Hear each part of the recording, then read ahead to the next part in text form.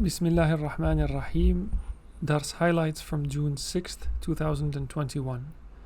There was a question posed to the Shaykh by Sidi Abd al-Mun'im from Egypt.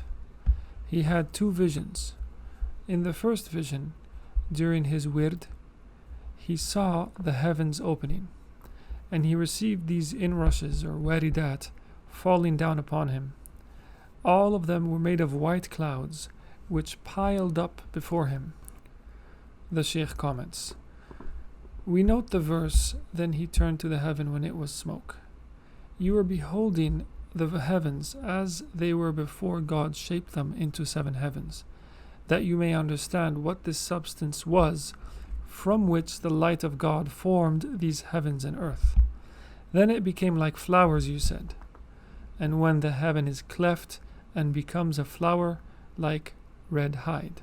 فَإِذَا انشَقَّتِ السَّمَاءُ فَكَانَتْ وَرْدَةً كَالدِّهَانِ. This flower is the flower of the highest heaven, while the lowest is the one above us. The veil between us and the flower is precisely the lowest heaven. When it is lifted, the flower will appear. If this vision had continued, the flower would have become stars, planets, and the rest of the sky. It is as if you went from on high to below and saw the stars and the sky. Then when you ascended and left the sky behind, the flower appeared to you, the handful of light, as if waves or rings of light." Abdul Mun'im from Egypt asked a second question about an awakened vision.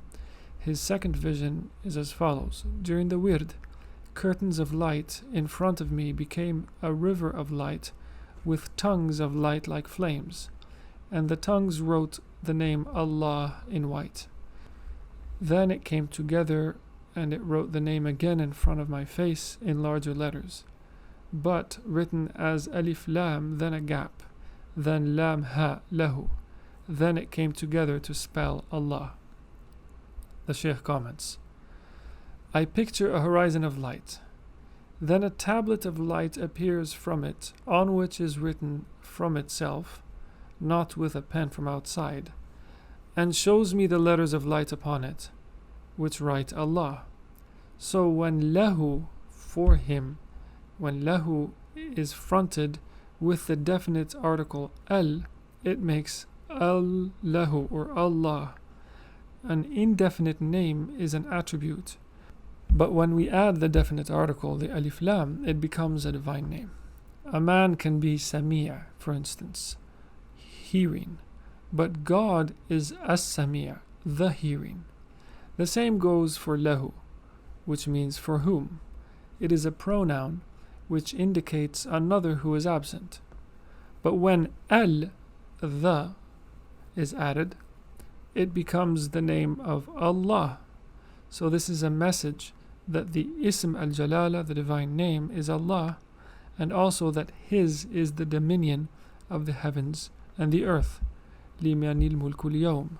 To whom does the dominion or the kingdom belong today? The name can still be read as long as the ha remains. Allah, lillah, lahu, and hu. Even when you say the alif on its own, the ha becomes a hamza. So you're invoking God. But when you say the entire name, you are adding the definite article alif lam or the ta'rif and the lahu. So this act in which you are engaged is none other than a disclosure of the name. It begins this way with the 7 readings and manifests to you in all its letters, and also with letters removed. Actually, they are hidden, not removed, technically. So you know that the name can be recited entirely and in parts to reveal its secrets and its aspects. You must therefore persist in what you're doing, for what you are doing is good. May God help you." Finally, there was a question from a faqir from Australia who said, "I went to give the Friday sermon after not preparing anything for it. Before I went up the pulpit, I prayed 2 cycles and sought the intercession of the Prophet ﷺ and his family one by one, And then you, Sidi Shaykh, you appeared before me and embraced me twice, and I knew that you were representing them all. Then I went up the pulpit, and God opened the way for me. The Shaykh responds, this is how it is. Sometimes people prepare lectures carefully, but their words do not give benefit or reach the hearts of the listeners. Why? Because there's no idhn, there's no permission. Idhn is what matters. في بيوت أذن الله. In houses God has given permission or has allowed to be raised. The hadith says the one who touches a pebble during a sermon is guilty of vain speech. Another reads, the one who speaks vainly has no Friday prayer. مَنْ لَغَى فَلَا جُمْعَةَ لَهُ. Why? Touching a pebble doesn't seem significant. The Prophet ﷺ here is teaching you to listen carefully and to become annihilated in the speaker, because the speaker has idhn, has permission, and is in the place of the Prophet ﷺ. His speech comes into our hearts as knowledge. Indeed, when we listen to the sermon, we are in prayer. So what about the one who is ma'dhun, the one who is given this permission, the one who pledges allegiance to God and the Messenger ﷺ and sees their light and sees the Prophet ﷺ many times in dreams, as I know you have based on the many questions that come from you. This brother came all the way from Australia to give bay'ah, despite his age and his ill health. Then he prays 2 cycles and calls upon God through the intercession of the Blessed Family and asks for idhn. Would God forsake him? Of course not. You note that you saw the Shaykh who embraced you twice. This was to reassure you.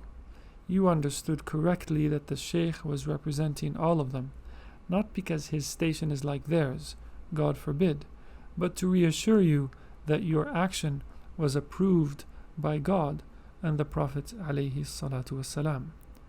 Allahumma salli ala Sayyidina Muhammad wa ala ali Sayyidina Muhammad كما صليت على سيدنا إبراهيم وعلى آل سيدنا إبراهيم وبارك على سيدنا محمد وعلى آل سيدنا محمد كما باركت على سيدنا إبراهيم وعلى آل سيدنا إبراهيم في العالمين إنك حميد مجيد.